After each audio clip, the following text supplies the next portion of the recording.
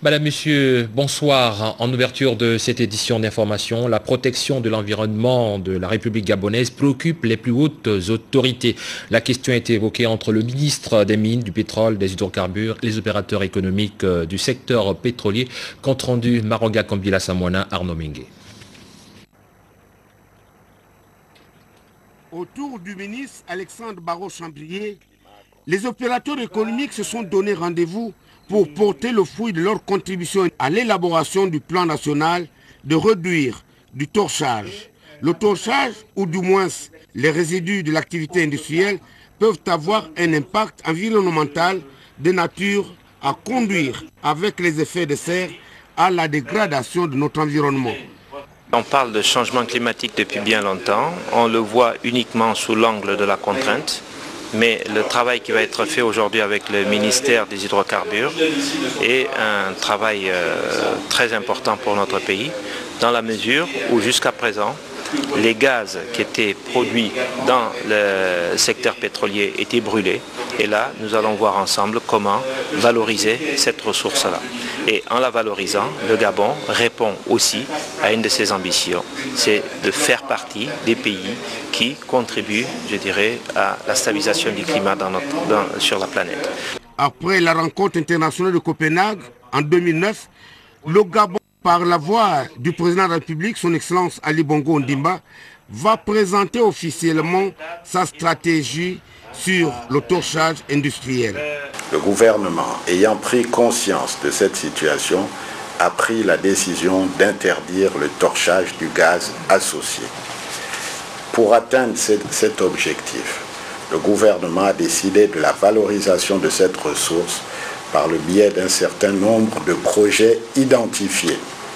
L'exercice qui est le nôtre aujourd'hui marque non seulement notre appropriation de l'engagement de M. le Président de la République, chef de l'État, son Excellence Ali Bongo Ondimba, en faveur de la lutte contre les changements climatiques, mais aussi la mise en place du plan national de réduction du torchage du gaz associé en vue de son intégration dans le plan national climat en cours d'élaboration. Les travaux ont abouti à des échanges fructueux. Le conseiller Étienne Massar dispose ainsi d'arguments pour évoquer la stratégie de l'industrie pétrolière sur les chemins du Gabon industriel. Les responsables de l'agence de régulation du secteur de l'eau potable et de l'énergie électrique étaient face à la presse. Objectif, présenter aux hommes des médias le rôle et la mission de cet organe de régulation. Jean-Raoul Badinga.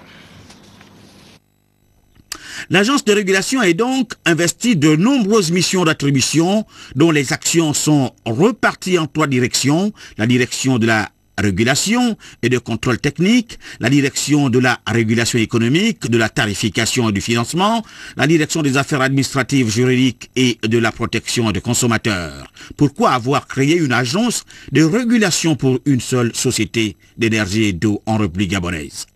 La régulation, c'est l'action de réguler, c'est-à-dire de s'assurer du bon fonctionnement, du bon équilibre d'un secteur. Vous remarquerez que l'État crée les structures de régulation dans les secteurs où l'État s'est désengagé de l'activité majeure de ce secteur. Et dans ce contexte, l'État doit s'assurer que chacun des partenaires qui viennent désormais prendre part à ce marché joue les règles des contrats et conventions qui ont été passés entre lui et ses opérateurs économiques. L'agence s'est penchée sur les biens de retour. L'État avait fait faire un audit sur la SCG par le cabinet Deloitte et donc exploitant le rapport de cet audit, le Conseil des ministres demandait à l'agence rapidement d'examiner l'inspection des biens de retour actuellement utilisés par la SCG, de faire leur évaluation, de regarder les niveaux de réadaptation et d'en dresser un calendrier pour que la SCG s'exécute dans le sens de leur amélioration pour les rendre plus performants et adaptés à la situation du moment. mais également les questions tarifaires. Mission nous avait été donnée de regarder comment mettre en place une nouvelle tarification qui tienne mieux des coûts. Ça, c'est une étude lourde dont il faut des données fiables et disponibles suffisamment dans les domaines concernés par cette étude. L'agence devrait vivre de redevances. Pour ce mécanisme d'autofinancement, les textes seront examinés par l'Assemblée nationale. Alors, sous le haut patronage de la première dame Sylvia Bongo Ondimba, le ministère en charge des petites et moyennes entreprises, de l'artisanat et de l'économie organise à partir de demain la journée mondiale du commerce équitable sur ce plateau. Pour en parler, on reçoit Madame Mawanga Rosine, directeur général de l'économie sociale. Bonsoir. Bonsoir Ali. Alors, d'abord, c'est quoi le commerce équitable? Merci et bonsoir à tous les Gabonais. Juste corriger, le ministre en charge des petites et moyennes entreprises, de l'artisanat, de l'économie sociale et de la lutte contre la pauvreté. La lutte contre la pauvreté, oui. Ok, d'accord. Donc en fait, le commerce équitable, c'est quoi? C'est le partenariat commercial qui peut exister entre un acheteur et un producteur. Acheteur, on va dire outillé, nanti financièrement, et les producteurs qui vivent de leur rente, qui sont généralement marginalisés dans les coins les plus reculés. En parlant du Gabon, dans nos localités rurales, et voilà, donc les acheteurs apportent leur quote-part au développement de ces populations locales qui sont en général non urbaines. D'accord. Alors donc pourquoi l'organisation d'une journée mondiale? Mais parce que nous voulons nous arrimer également à la politique internationale qui se fait, la journée mondiale du commerce équitable, comme toutes les autres journées, pour célébrer cette sortie, on va dire, de la précarité des populations que j'ai dit marginalisées. Donc en fait, elle est généralement célébrée le 14 mai de chaque année. Nous l'avons différée pour des raisons plus ou moins techniques. Et nous avons quand même tenu à s'aligner à ce qui se fait et ne pas être en marge des partenaires internationaux et de la coopération internationale également, parce que nous avons énormément de partenaires dans ce sens-là. D'accord. Oui. Alors, au niveau du Gabon, qu'est-ce qui est prévu? Au niveau du Gabon, au lieu indiqué, on va dire, à Rambo, au ministère de l'économie, nous avons prévu, il y a des discours, ça c'est classique, un showroom, donc des exposants, nos producteurs gabonais avec des produits faits maison, on va dire, et une conférence animée par un expert, on va dire un nouveau dans l'économie sociale, mais qui connaît très bien la question du commerce équitable. Donc cette conférence sera, on va dire, habillée par les dirigeants du ministère, par des experts partenaires, par des producteurs, des associations, des coopératives également, habillés dans le sens où s'il y a des questions techniques, plusieurs personnes seront autour de la table pour apporter la connaissance qu'il faut et aiguiller les Gabonais sur cette question de commerce équitable. D'accord. Peut-être un dernier mot à l'endroit de nos téléspectateurs. Un dernier mot, mais j'invite tout le monde à venir parce que le commerce équitable, c'est, comme le dit Monsieur le Président de la République, le Gabon émergence, en fait, aide-toi et le ciel t'aidera. Donc le commerce équitable, c'est un peu un moyen que l'État, par notre direction générale, par le ministère des Affaires, des petites et moyennes entreprises et de l'artisanat, c'est un moyen pour nous d'appeler les populations vers l'économie du pays, en fait, d'apporter ce qu'ils savent faire, libérer les énergies, et puis voilà. C'est vraiment l'enrichissement de tout ce qui se fait sur la place publique au niveau des populations rurales. D'accord. Ouais. Merci d'être passé sur ce plateau. La suite de cette édition d'information en images, on parle à présent de cette dotation spéciale en équipement informatique et bureautique destinée à l'ensemble des juridictions de la République gabonaise. Compte rendu, Benjamin Evin, Joseph Biogué. Sur Instruction spéciale du chef de l'État, président du Conseil supérieur de la magistrature, les fonctionnaires du ministère de la Justice en poste dans les différentes juridictions du pays connaîtront dans les prochains jours d'importantes améliorations de leurs conditions de travail. 1,81 milliard de francs CFA, c'est le montant affecté pour le paiement des équipements y relatifs. Il s'agira de 35 véhicules en attente de livraison, 135 ordinateurs et accessoires, 40 photocopieurs haute performance et 189 splits. Depuis quelques jours, les premières livraisons font l'objet d'une distribution aux responsables des différentes juridictions du pays au ministère de la Justice. Cet effort salutaire à plus d'un titre vient booster les capacités opérationnelles des magistrats et autres greffiers en poste dans les différentes juridictions et autres tribunaux du pays, juridictions dans lesquelles les conditions de travail avaient atteint un niveau de dégradation à la limite du subtenable. Et le chef de l'État d'instruire le ministre de la Justice afin que le budget d'investissement 2011 de ce département serve pour les besoins de la cause. Comme quoi, une justice forte et juste passe par des conditions de travail à la mesure des attentes des décideurs et du peuple. L'Ordre des médecins était en assemblée générale cette fin de semaine à Libreville, une assemblée générale marquée par une conférence-débat sur les conséquences civiles et pénales de la délivrance de faux certificats médicaux. Compte rendu, Prosper Bemba Matembe, Joseph Biyogué. Le point focal de cette assemblée générale du Conseil national de l'Ordre des médecins aura été la conférence-débat animée par un juriste chevronné de la Cour de cassation, lequel a suffisamment édifié les médecins sur les conséquences juridico-administratives de la délivrance irrégulière des certificats médicaux. En matière pénale, les poursuites sont individuelles. C'est ce médecin lui-même qui sera poursuivi, qui va payer l'amende de 2 millions de francs, et si possible, qui ira en prison pour une peine inférieure, au moins égale inférieure à 1 an, sinon plus. La responsabilité civile de l'employeur de médecin est également engagée en cas de connivence ou de négligence. Si c'est par exemple le directeur général de l'hôpital ou le responsable de la clinique ou du centre hospitalier qui a demandé à ce médecin d'établir un certificat médical complaisant, l'employeur sera tenu pour responsable, du moins au plan civil, pour dédommager la victime ou l'État. Il va se porter partie civile parce qu'il a toujours à l'ordre public. Ou s'il est démontré l'établissement médical a péché par sa négligence, son imprudence ou son inattention, n'a pas pris le soin de contrôler l'activité de ces médecins, il y a également responsabilité civile de la part de l'établissement employeur. Au sujet des certificats de décès, il est plutôt raisonnable que celui-ci soit établi par le médecin qui aura suivi le malade ou assisté à son dernier soupir, pour éviter de déclarer mort civile une personne physiquement vivante.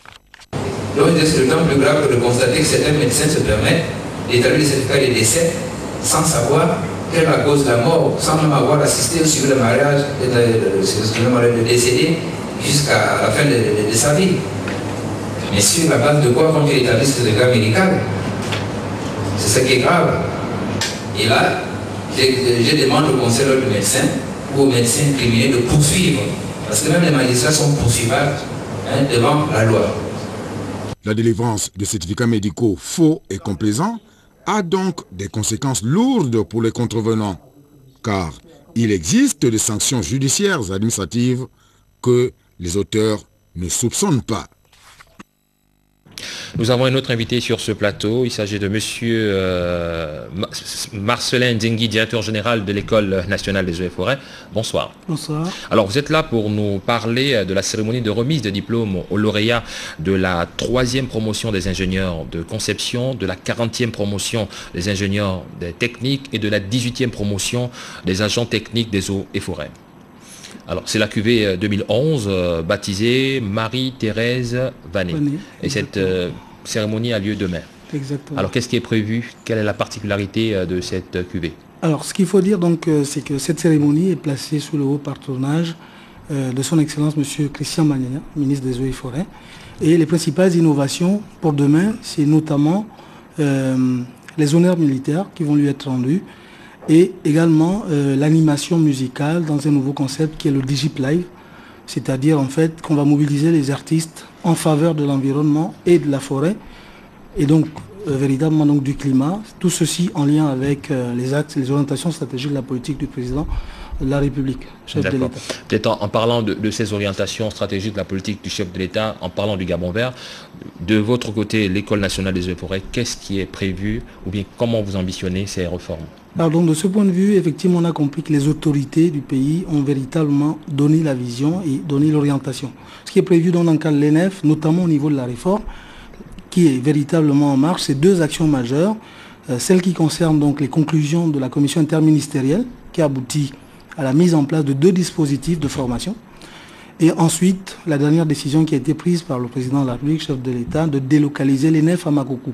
Et donc, tout l'ordonnancement qui est effectué en arrière pour pouvoir traduire dans les actes ces décisions majeures. D'accord. Donc, merci d'être passé sur ce plateau pour cette information, sauf si vous avez autre chose à... Non, c'est moi qui vous remercie, effectivement, pour dire aussi que nous demandons aux communautés environnantes de l'ENF, au Cap Esterias, de venir nombreux à la fête. Cette année, nous avons voulu que tout se passe à l'ENF, au Cap Esterias. La fête sera pour tout le monde et je souhaite qu'elle soit belle également. D'accord, merci d'être passé. Merci. La page politique de cette édition d'information, les commissaires ici de l'opposition à la Commission électorale nationale autonome et permanente ont prêté serment devant la Cour constitutionnelle. Compte rendu, Jean-Zengi Augustin.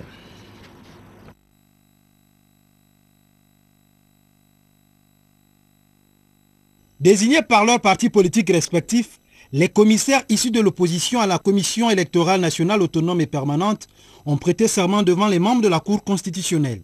Un acte qui entre dans le cadre des dispositions constitutionnelles en la matière qui stipule que la CENAP est composée des représentants de l'opposition et de la majorité.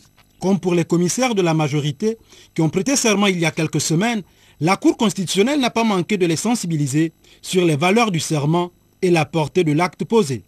La Cour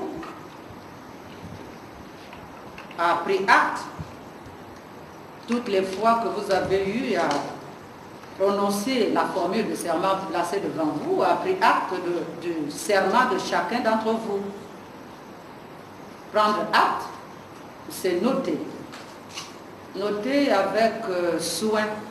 Je dirais même c'est consigner. La Cour vient de consigner l'engagement que vous venez de prendre solennellement devant le peuple gabonais. Parce que la Cour intervient ici en tant que représentant de ce peuple.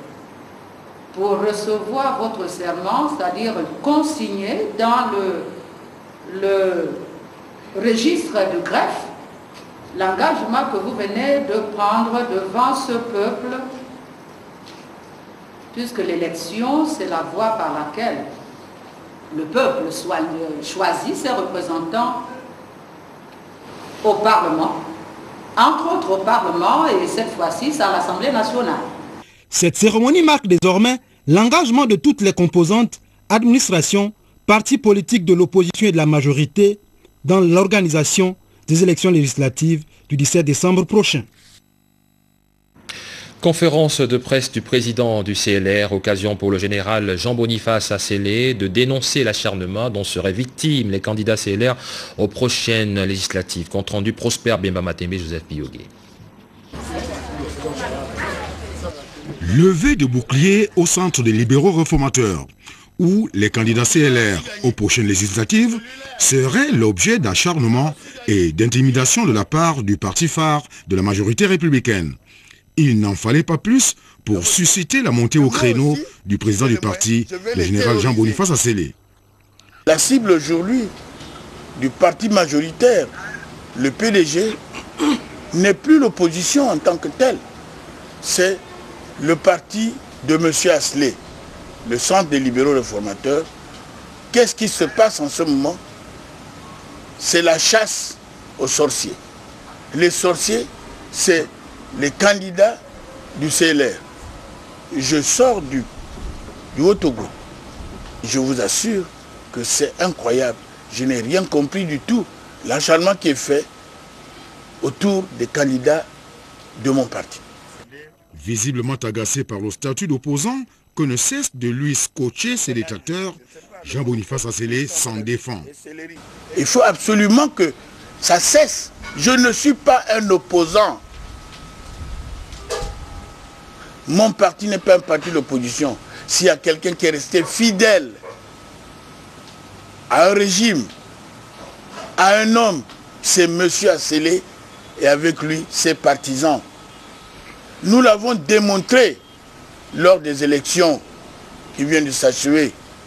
C'est M. Assélé et son parti qui ont lancé la locomotive qu'on appelle Ali Bongo Ondimba. Ils étaient 3000 au centre sportif de Lumi pour pousser Ali. Les autres étaient où? Pour le président du CLR, il n'est pas question de quitter la majorité républicaine. On va jusqu'à... On déplaise à ceux que sa présence générait au sein de cette famille politique. Il n'est pas question pour moi de quitter la majorité. Si c'est fait à dessein pour me voir démissionner, vous avez menti. Je serai dans la majorité jusqu'à la fin.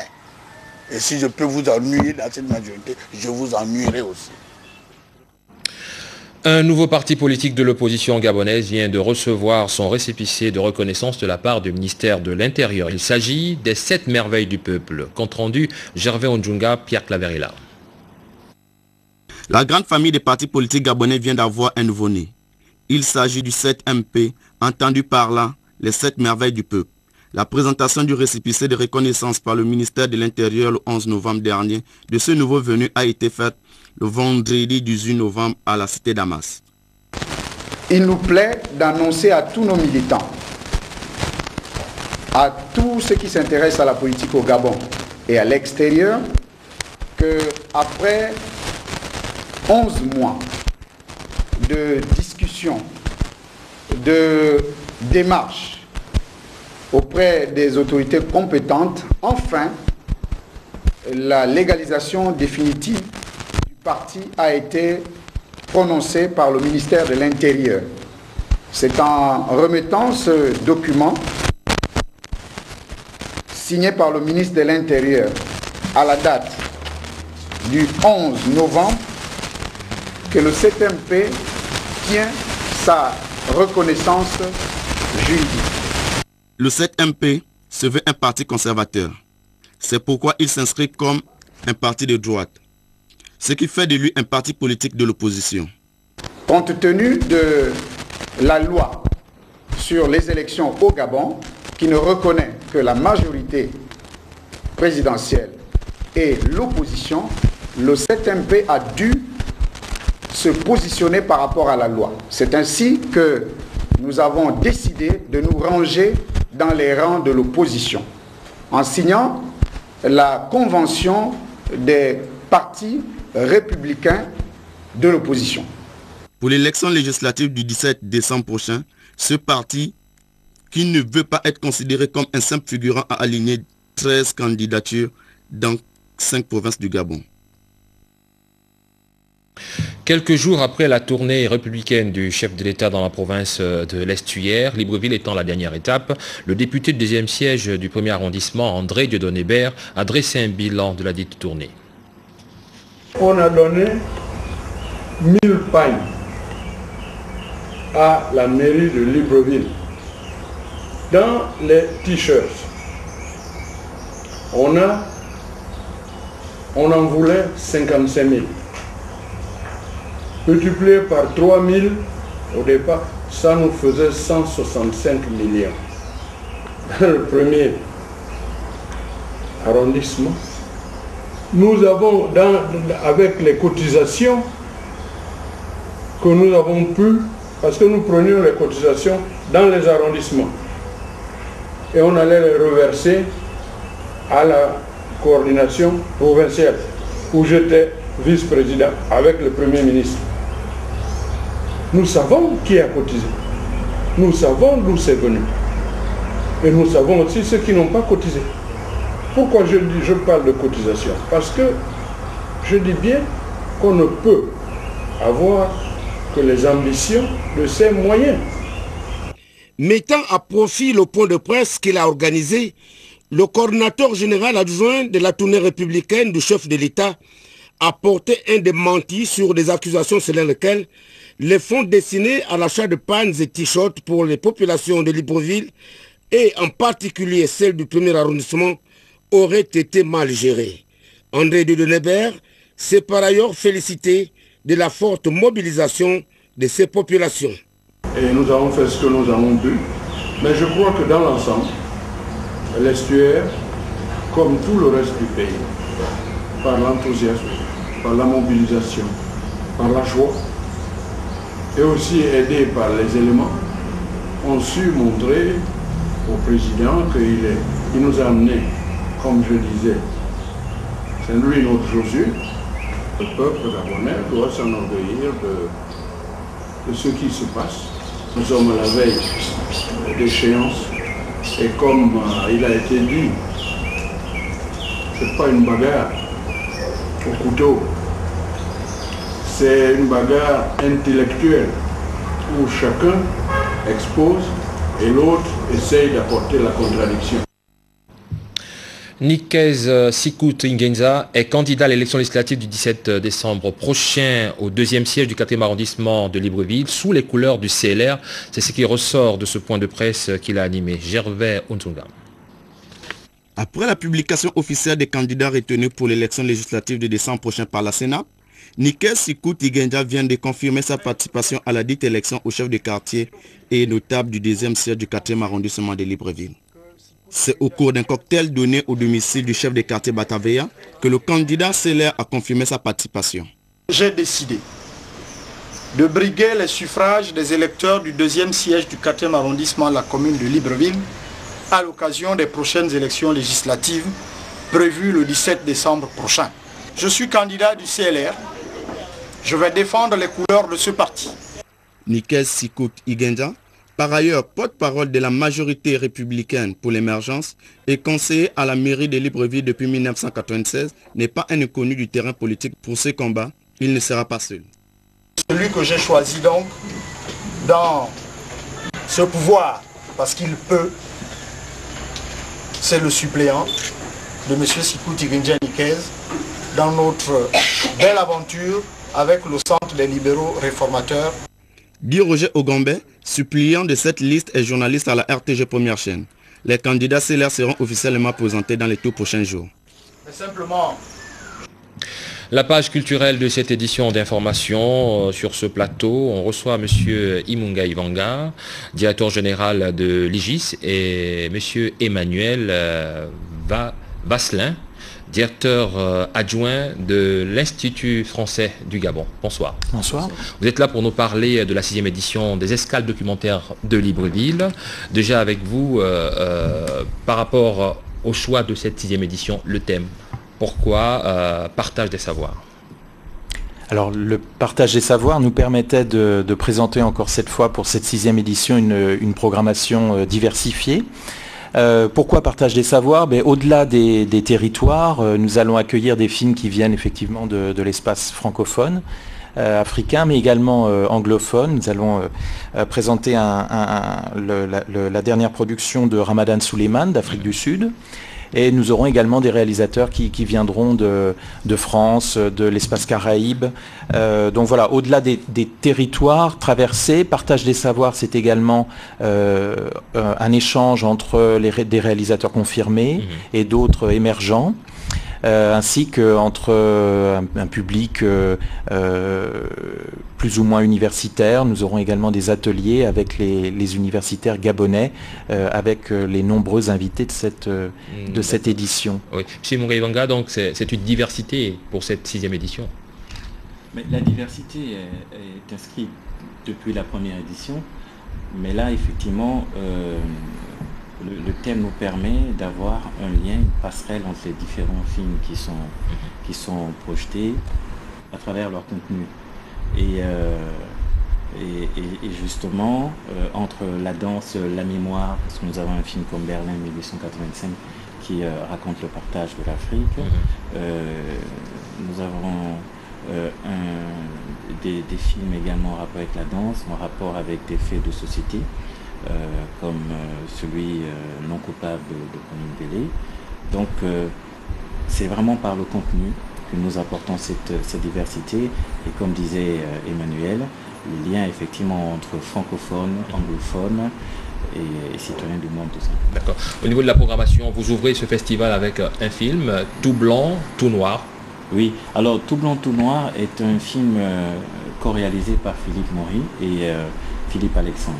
Philippe Maury qui rentre, tout comme moi Damien, ou comme vous le savez, nous avons organisé une rétrospective sur le cinéma gabonais, donc depuis les indépendants jusqu'à nos jours, avec des films retrouvés comme Identité sur le sentier du requiem de Pierre Marinan, ou encore le film documentaire Il était une fois de l'Orient de Simon Augier, mais également avec La Cage, avec Obali, Aluna, Demain Jour Nouveau, et nous avons également ouvert une perspective avec des jeunes auteurs comme Marc Chico, avec son film co-signé et co-réalisé avec Franco Novier qui s'appelle Redeem of My Life. Et c'était l'occasion de rencontrer des jeunes comme Philippe Binga, qui a fait un super court-métrage qui s'appelle Caroline.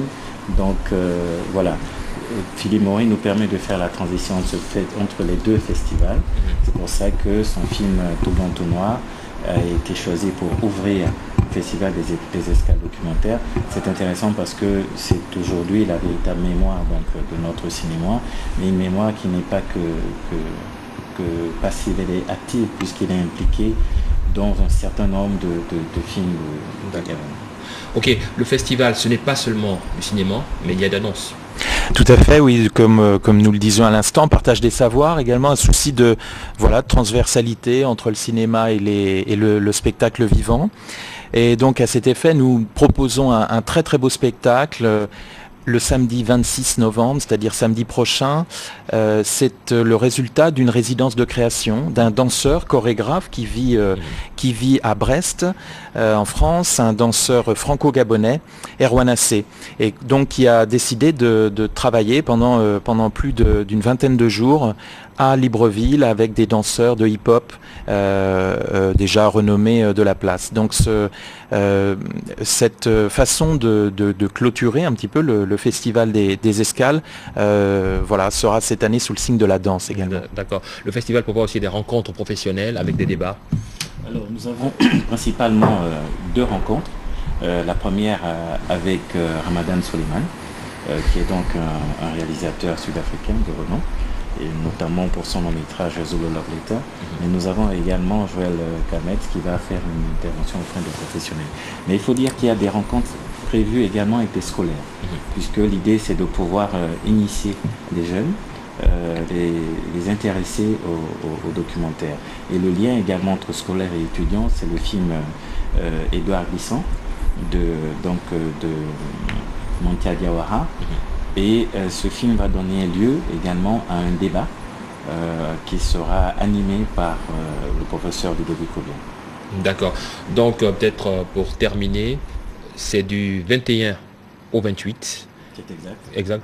Et qu'est-ce qu'on peut retenir en somme? Ce que nous attendons les uns et l'autre, c'est que le public réponde massivement, avec la même ferveur en tout cas, qu'à l'accoutumée. Et je suis sûr que ils apprécieront, ce d'autant plus que pour cette année, il y a une bonne moisson de films documentaires gabonais. Nous en avons 4. Et parmi ces 4, il y a, mon point de vue, de nouveaux talents qui compteront pour le cinéma gabonais et pour le cinéma tout court. Voilà, donc merci d'être passé sur ce plateau. Nous allons suivre un élément concernant la culture, la présentation d'un ouvrage, les actes du séminaire d'éthique et de déontologie en milieu scolaire et universitaire. C'est le titre d'un ouvrage que le comité d'organisation du séminaire d'éthique et de déontologie vient de présenter à l'ENES. Compte rendu, Yolande Ekwara, Ghislaine Maïnda.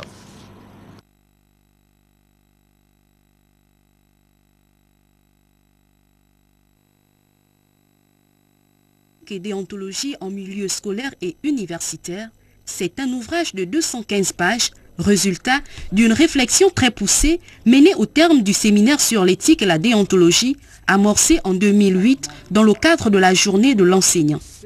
Ce livre vise la construction d'un monde de valeurs afin de booster la formation des comités d'éthique et de déontologie dans les structures scolaires et universitaires. Au cours de cette présentation officielle du livre, Le directeur de la recherche, représentant le directeur général de l'ENS, est revenu sur l'essence même de l'ouvrage. Ce séminaire a été le lieu d'exercice de toutes les compétences politiques, pédagogues, didacticiens, juristes, philosophes, éthiciens. Les séminaristes ont échangé leurs expériences.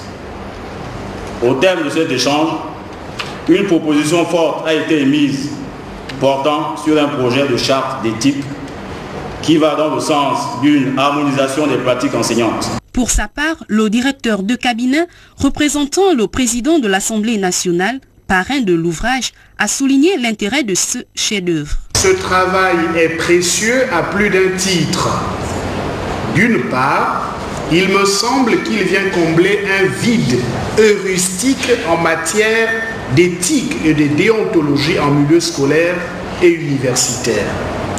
D'autre part, il met à la disposition du public enseignant et même au-delà un formidable outil pédagogique et didactique, mais aussi une source qui devrait inspirer d'autres recherches. Cette cérémonie officielle de présentation des actes du séminaire d'éthique et de déontologie en milieu scolaire et universitaire s'est achevée par la remise des actes au directeur de cabinet du président de l'Assemblée nationale. Information de dernière minute avant de mettre un terme à cette édition d'information. En prévision de la tournée politique de Madame le Président du Sénat, membre du comité de concertation du Parti démocratique gabonais dans la province du Moyen-Ogooué, le membre du bureau politique Paul Ndonguema convie les membres du Conseil national, du comité central, les militants et sympathisants du 2e siège du département de la Banga-Bigné, présent à Libreville, à une réunion d'information qui se tiendra le mercredi 23 novembre à 17h à la maison du parti, 6 au quartier Lui. La présence de tous est de rigueur. C'est la fin de cette édition d'information. Merci de l'avoir regardé. Je vous retrouve dans un proche avenir, toujours avec le même plaisir de vous informer. Au revoir.